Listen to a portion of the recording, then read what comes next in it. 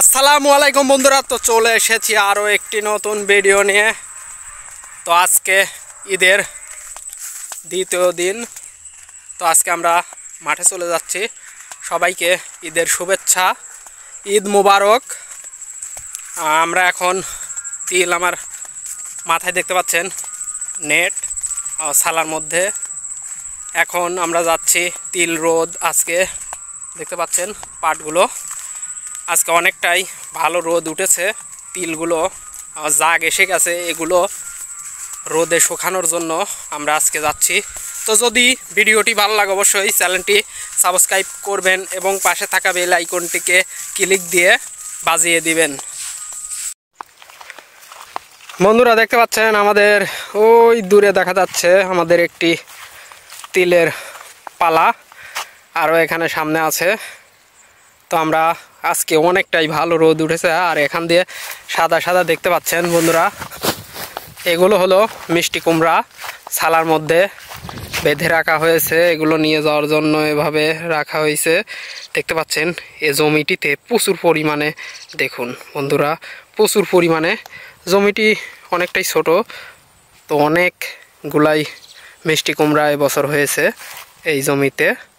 তো আমরা কিছু লাগিয়েছিলাম, তো আমাদেরগুলো বড় বড় কিছু হয়েছে, বেশি না।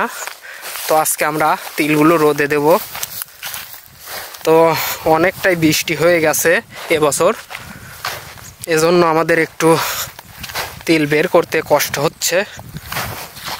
আর কৃষক মানেই অনেকটা কষ্ট কৃষিকাজে। ঈদের পর দিনই আমরা চলে এসেছি, তিলগুলো কাটার লাগবে। ও সাইডে কাটা হয়ে গেছে, আরও কিছু ওই সাইডেও আছে। তো এখন আমরা এগুলো ছাড়া দেওয়া হবে রোদের মধ্যে।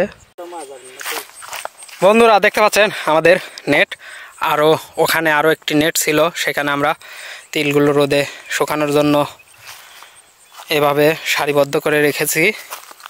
দেখতে পাচ্ছেন আজকে প্রচণ্ড আকারে গরম এবং রোদ। তো আমাদের একজন লোক ছিল কাজের এগুলো কাটার জন্য, তো সে রোদে টিকতে না পেরে বাড়িতে চলে গেল। আজকে অনেকটাই গরম।